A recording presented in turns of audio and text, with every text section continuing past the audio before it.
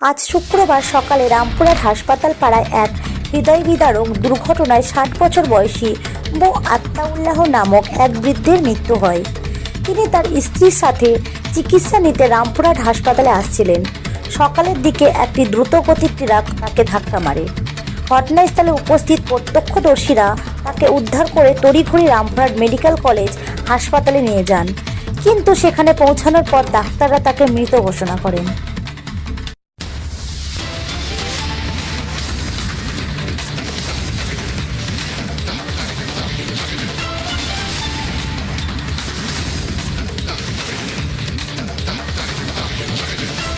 আপনি নিয়ে এসেছিলেন? হ্যাঁ, কি নাম যে মারা গেছে?